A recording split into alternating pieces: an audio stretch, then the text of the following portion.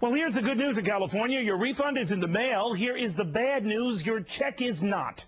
The state's so strapped for cash that it can't pay its bills and maybe soon its tax refunds. So for now, IOUs. My next guest says the state might have no choice. Assemblyman Roger Niello is the vice chair of the State Assembly Budget Committee. Sir, good to have you. What's the problem?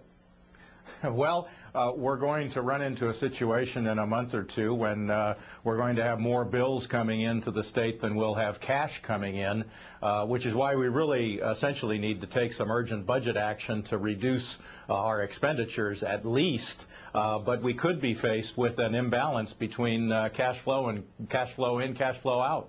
So this could really happen. Residents expecting a refund could be getting an IOU.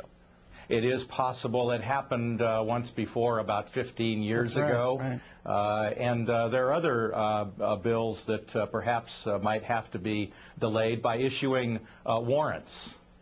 You know what's weird about it? I mean, if any one of your residents were late making a tax payment to the state, you guys would be all over them, right? And if they were to send to you like an IOU for the payment, I mean, they'd be probably behind bars. It is weird, right? That's one of the most frustrating things. That maybe it's a lesson to people not to use their tax withholding as a savings account, which unfortunately a lot of people do. A tax-free loan to the government is at the outset not a particularly good idea. But, you know, California seems to be out of control. There are hints that, you know, you're looking to Washington for help. You're looking at potentially upwards of a $42, $43 billion deficit. Your state bonds could be very soon junk. How did this happen so fast?